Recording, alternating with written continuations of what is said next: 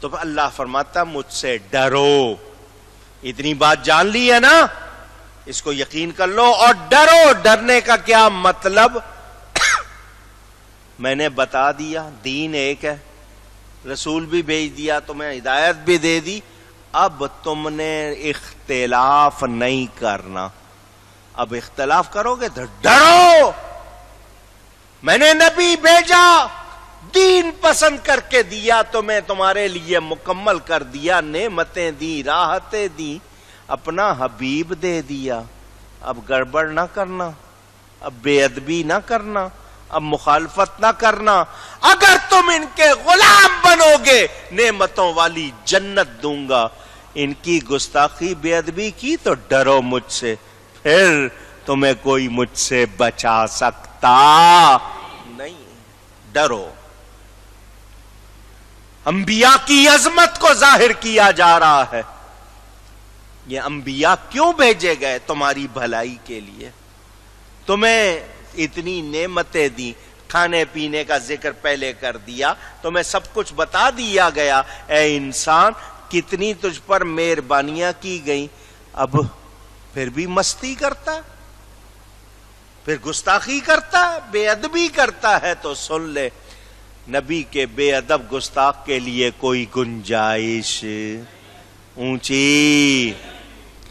تمام ادیان. اب یہاں ایک بات سن لو مسلمانوں, آج دنیا میں دوسروں کو یہ بات سمجھ نہیں آ رہی ہے. آپ عیسائی کے پاس جاؤ, وہ موسیٰ علیہ السلام کی گستاخی کر دے گا. یہودی کے پاس جاؤ, وہ حضرت عیسیٰ کی گستاخی کرے گا.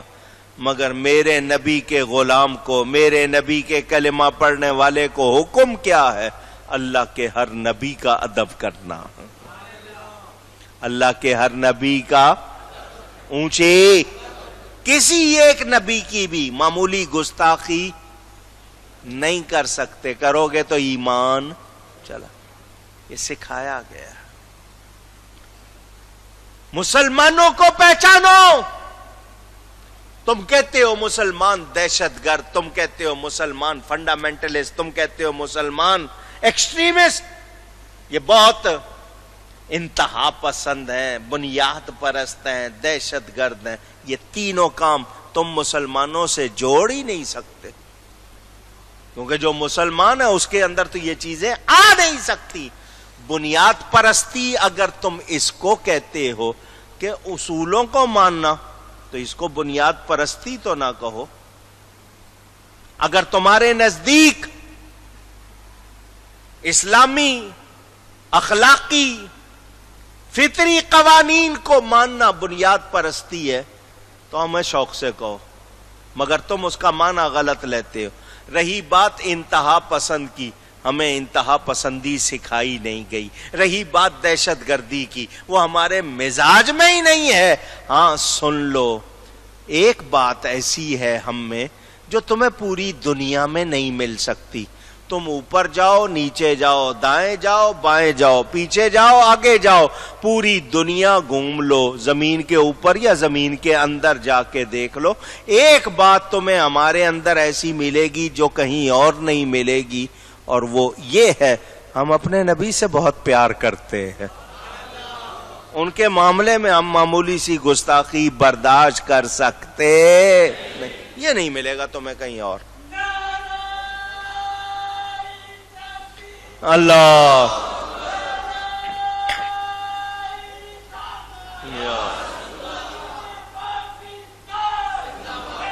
یہ مسلمان ملے گا تمہیں جو جگہ جگہ کہے گا نبی کے نام پر جان قربان ہے. وہ کہے گا جو ہو نہ عشق مصطفیٰ تو زندگی فضول ہے. یہ صاف کہتا ہوا آئے گا, اور نبی کے نام پر جان دینے کو یہ زندگی سمجھے گا. یاد رکھنا, نبی پاک صلی اللہ علیہ وسلم نے ہمیں ادب سکھایا ہے. کیا سکھایا؟ اونچی. ہم کسی نبی کی بھی بے ادبی کر سکتے نہیں, اور اپنے نبی سے بہت پیار کرتے. ہاں بہت پیار کرتے. اس کی مقدار تم واضح نہیں کر سکتے. کتنا کرتے ہیں؟ بیان کرتے کرتے 1400 سال ہو گئے, ابھی تک بیان نہیں ہو سکا. اتنا پیار کرتے ہیں کہ 1400 سال ہو گئے. کتنا پیار کرتے ہیں بیان ہو سکا. ہر زبان میں کرتے ہیں, روز کرتے ہیں, صبح کرتے ہیں, شام کرتے ہیں. اور کیا کہتے ہیں؟ کروں تیرے نام پہ جاں فدا, نہ بس ایک جاں دو جہاں فدا, دو جہاں سے بھی نہیں جی بھرا, دو جہاں سے بھی نہیں جی بھرا, کروں کیا کروڑوں جہاں نہیں.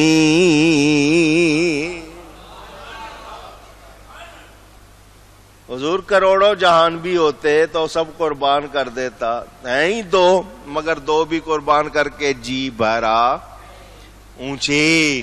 یہ محبت ہے, اس کو تم سمجھ سکتے. ہاں سمجھنا چاہتے ہو, آؤ کلمہ پڑھو, میرے نبی کے غلام بن جاؤ. جب ان سے پیار ہو جائے گا تمہیں خود بخود سمجھ آ جائے گا. یہ سمجھا نہیں سکتے, سمجھ میں آ جائے گا. کب؟ جب محبت ہو جائے گی. اور جب محبت ہو جائے تو پھر فتوے نہیں لگتے کہ نبی کا نام چومنا جائز ہے یا نہیں. یہ فتوے وہی لگائے گا جس کو محبت اونچی. جسے محبت ہوگی وہ تو نبی کے در کی خاک کو آنکھوں کا سرما بنائے گا. کیوں؟ فرشتے کرتے, ملائک لگاتے ہیں آنکھوں میں اپنی, شب و روز خاک مزار مدینہ, شب و روز خاک مزار مدینہ. تو یاد رہے, محبت والوں نے ہی پایا ہے جو کچھ پایا ہے. اور محبت ہمیں ادب سکھاتی ہے. محبت کہیے نا, ادب سکھاتی, تعظیم سکھاتی. اللہ تعالی ہمیں ادب ہی کی توفیق عطا فرمائے. تمام ادیان حقہ, جتنے سچے دین ہیں, سب میں قانون ایک ہی, عقیدہ ایک ہے, کوئی فرق نہیں. اور سب نے اللہ کی پہچان کروائی ہے, سب نے نبی کی محبت سکھائی ہے, سب نے ہمیں نیکی ہی کی سکھائی ہے. اب دین و ملت اگرچہ ایک, ہم سارے مسلمان ایک, مگر ٹکڑے ٹکڑے کیوں کر دیا؟ امتوں نے اسے ٹکڑے ٹکڑے کیوں کر دیا اور مختلف عقیدوں پہ کیوں یہ کر دیا؟ تو یہ پہچاننا ہے. اور آج ہر گروہ سمجھتا ہے میں صحیح ہوں. سارے دیوبندیوں کو دیکھ لو, وہ کہتے ہیں ہم سچے. وہابیوں کو دیکھ لو, وہ سچے. مودودی کہتے ہیں ہم سچے. گکھڑوی کہتے ہیں ہم سچے. آپ کہیں گے یہ گکھڑوی کون؟ گکھڑ منڈی پنجاب کا ایک علاقہ ہے, وہاں پر بھی ایک شخص ہوا ہے, سرفراز مر گیا ہے, بہت بری حالت ہوئی تھی, اس کی فوٹو چھپی ہوئی ہے. مرتے وقت اس کے چہرے کا حال کیا ہو گیا تھا, اس کی فوٹو فیس بک پہ بھی ہے, دیکھ سکتے ہیں. بہرحال یہ چکڑالوی منکرین حدیث جو حدیث کا انکار کرتے ہیں, یہ سارے عقیدوں کے نام. ان سب کے بارے میں آپ جب بھی سنو گے سب یہی کہیں گے ہم صحیح ہیں, سب یہی کہیں گے. ادھر شیعہ کہیں گے ہم صحیح ہیں, ادھر آغا خانی کہیں گے ہم صحیح ہیں, ادھر بوری کہیں گے ہم صحیح ہیں. یہ سارے یہی کہتے نظر آئیں گے. مگر میں نے آپ کو بتا دیا صحیح کون ہے. اونچی کون ہے؟ اہل سنت و جماعت. ہمارے پاس قرآن حدیث کی دلیل ہے, تمہارے پاس کون سی دلیل ہے؟ تمہاری اپنی کتابیں تو میں سچا نہیں ثابت کرتی, اور ہم تو وہ ہے ہماری سچائی کا بیان تمہاری کتابوں میں ہے. سمجھ آ رہی بات؟ یاد رکھنا, یہ ٹکڑے ٹکڑے گروہ مسلمانوں کو کر دیا, مختلف کر دیے گئے.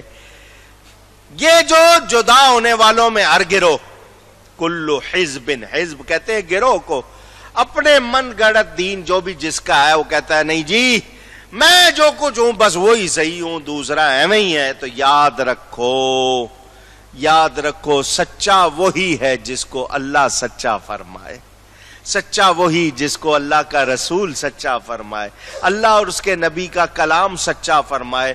صحابہ وہ ہیں، قرآن میں اللہ فرماتا ہے اولئک ھم المؤمنون حقا، یہ سچے مومن ہیں۔ صحابہ کو اللہ قرآن میں کیا فرما رہا ہے؟ اونچی کہیے سچے مومن۔ تو اللہ کہے سچے مومن اور آج کوئی کہے کہ ہم ان کو مومن ہی نہیں مانتے، تو ان کی قسمت سینہ پیٹنا ہی ہے نا پھر، اور کیا پھر کرو ماتم پھر، کیونکہ جب تم قرآن نہیں مانو گے تو پھر سینہ ہی پیٹو گے نا۔ اگر مان لیتے تو سینے میں ٹھنڈ پڑتی یا نہیں پڑتی؟ سینے کو مار کیوں پڑ رہی ہے؟ اس لیے کہ عقیدہ درست اونچی۔ ہاں جب قرآن کو صحیح نہیں مانو گے، اللہ جن کو سچا مومن فرمائے وہ تم کہتے ہو نہیں مان۔ اسی طرح اگر کوئی سنی کہلانے والا اسلام کا قطعی اجماعی عقیدہ اس کا انکار کرے گا تو ہم اس کو نکالیں گے اہل سنت سے، لیکن جو قطعی اجماعی عقیدے سے انکار نہیں کر رہا، کسی اور مسئلے میں الگ ہوا ہے، تو اس کو ہم صرف گمراہ کہہ دیں گے، لیکن اس کو اہل سنت سے نہیں نکال سکتے۔ کب نکالیں گے؟ قطعی اجماعی عقیدے کا انکار کرے گا تو۔ اب یاد رکھ لو، یاد رکھ لو، جو قطعی اجماعی عقیدے، مثلا نبی کی تعظیم کا مسئلہ، اس میں کوئی رعایت ہو سکتی؟ اونچی۔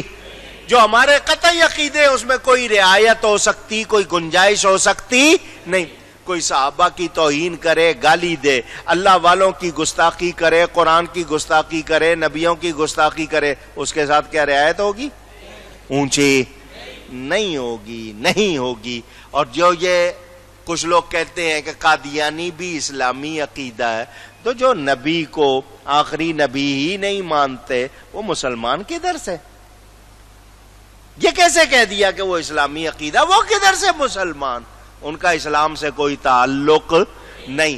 اسی طرح جو قرآن کا انکار کرے اس کا اسلام سے تعلق نہیں، جو نبی کی عظمت تعظیم کا منکر ہو اس کا اسلام سے کوئی تعلق نہیں۔ ہم اہل سنت و جماعت قرآن کے مطابق، حدیث کے مطابق الحمدللہ سچے ہیں، الحمدللہ، الحمدللہ۔ یہ میں نے آپ کے سامنے تھوڑا سا بیان اس آیت کے حوالے سے، اس کی صوفیانہ تفسیر اس آیت کی کہ انسان جو اپنی کمائی کی ہوتی ہے، اپنے اعمال جو اس نے سجائے ہوتے ہیں، ان سے وہ سمجھتا ہے کہ نہیں میں بہت ٹھیک ہوں، جبکہ اسے انجام کا پتہ اونچی نہیں۔ اللہ والا ہو تو اللہ کی عطا سے اس کو تو آگاہ کر دیا جاتا ہے، تو آپ جو ہو گئے کہ نہیں جی میں بالکل صحیح ہوں، تو ہر وقت اللہ سے ڈرتے رہنا، ڈرتے رہنا یاد رہے۔ ہاں اللہ والوں کا طریقہ، جو بخشے ہوئے ہیں، جن کے بارے میں ہم کہہ سکتے ہیں کہ اللہ تعالیٰ کی عطا سے یہ بخشے ہوئے ہیں، وہ تو کریں عاجزی اور ہم کریں دعوے۔ وہ تو کریں عاجزی اللہ والے اور ہم کریں دعوے، تو پھر کیا عجیب بات ہوگی نا۔ اللہ والوں کا کیا طریقہ؟ وہ کیا کہتے ہیں؟ کسی نے کہہ دیا حضرت جی اپنے بارے میں کیا کہتے ہو؟ فرمایا میں روز رب کی بارگاہ میں جھکا رہتا ہوں کہ اس نے میرے گناہ لوگوں سے چھپائے ہوئے ہیں، ہر وقت شکرانے کا سجدہ کرتا رہتا ہوں کہ میرے گناہ لوگوں سے اونچی، حالانکہ گناہ کرتے نہیں تھے، لیکن جملہ دیکھو۔ ایک بزرگ نے کہا یہ اللہ کی مہربانی ہے کہ مجھ جیسے گناہگار کے لیے زمین پھٹ نہیں جاتی، زمین سلامت ہے، میرے لیے پھٹتی نہیں ہے، تو یہ اللہ کی مہربانی ہے یا نہیں ہو؟ ورنہ ہم جیسے گناہگار کے لیے تو زمین پھٹ جائے۔ حالانکہ وہ نیک لوگ وہ تو کہیں یہ، اور آج ہم کہیں کہ نہیں جی ہمارے جیسا تو ہے کوئی نہیں، ہم تو بخشے ہوئے، تم اپنی فکر کرو، تم جہنم میں جاؤ گے، میں تو جنت میں جاؤں گا، اپنے اعمال کی وجہ سے۔ عقیدہ والوں کی بات نہیں کر رہا ہوں۔